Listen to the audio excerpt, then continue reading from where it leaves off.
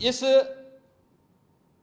पूरे बजट को अगर मैं कह सकता हूं कि यह बजट भारत को $5 ट्रिलियन की इकोनॉमी, दुनिया के ग्रोथ इंजन के रूप में भारत की भूमिका को और विकसित भारत की संकल्पना को साकार करने का एक आर्थिक दस्तावेज के रूप में यह देश की संसद में प्रस्तुत किया गया है।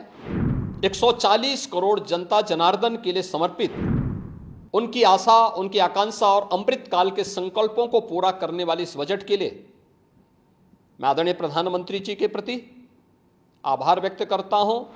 आदरणीय प्रधानमंत्री श्री नरेंद्र मोदी जी के मार्गदर्शन में देश की नई संसद में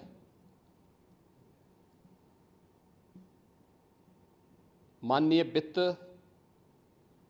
मंत्री जी ने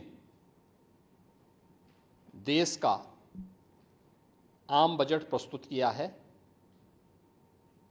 यह बजट सर्वस्पर्शी, सर्वसमावेशी, विकासोन्मुख, 140 करोड़ भारतवासियों की आशा, आकांक्षा और अमृत काल के संकल्पों को पूरा करने वाला सिद्ध होगा। आम बजट 2024-25 आत्मनिर्भर एवं विकसित भारत के निर्माण का एक आर्थिक दस्तावेज है। इस आम बजट में अंत्योदय की पावन भावना,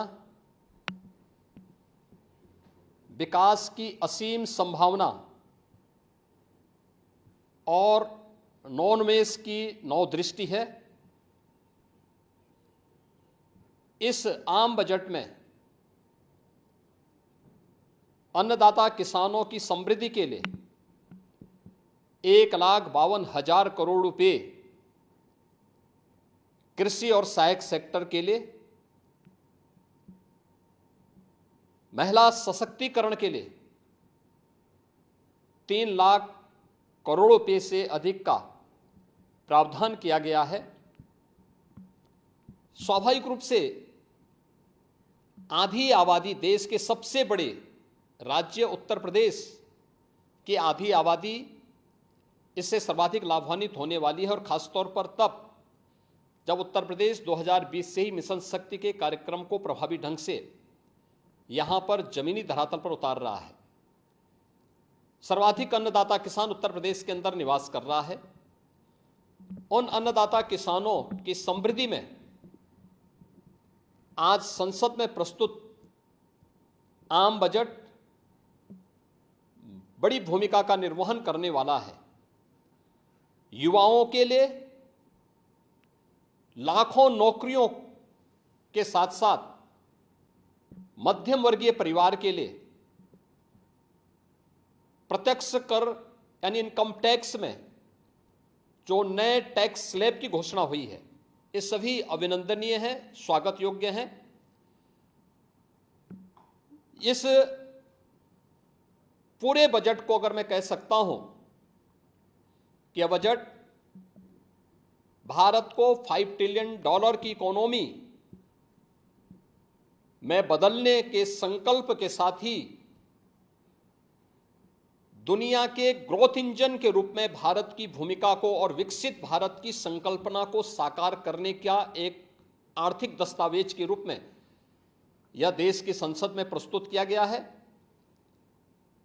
इस 140 करोड़ जनता जनार्दन के लिए समर्पित, उनकी आशा, उनकी आकांक्षा और अमृत काल के संकल्पों को पूरा करने वाले इस बजट के लिए मैं आदरणीय प्रधानमंत्री जी के प्रति आभार व्यक्त करता हूं। माननीय केंद्रीय वित्त मंत्री माननीय श्रीमती निर्मला सीतारमण जी को और उनकी पूरी टीम का मैं अभिनंदन करता हूं। मध्यम वर्ग को राहत देने के लिए इस आम बजट में जो उपाय किए गए उसको लेकर क्या कहना है?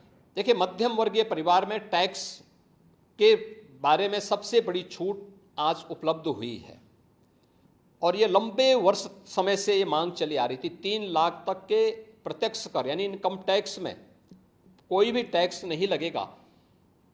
इसके साथ साथ अन्य जो स्लैब भी दिए गए हैं वे काफ़ी राहत भरे हैं। अलग अलग सेक्टर के लिए जो प्रावधान किए गए हैं, गांव के लिए, गरीब के लिए, किसान के लिए, नौजवान के लिए, एमएसएमई सेक्टर के लिए, ये लाखों नौकरियों को क्रिएट इससे होगा। इंडस्ट्री के लिए जो प्रावधान किए गए हैं, मुझे लगता है ये सभी स्वागत योग्य हैं और नौजवानों के लिए, समाज के हर तबके के लिए, महिला सशक्तिकरण के लिए, अन्नदाता किसानों के लिए, सभी तबके के लिए जो कुछ भी प्रावधान इसमें किया गया है, मैं कह सकता हूं कि यह राम राज्य की अवधारणा को साकार करने वाला एक सर्वस्पर्शी, सर्वसमावेशी और विकासोन्मुख बजट के रूप में यह मोदी 3 का यह पहला बजट जाना जाएगा।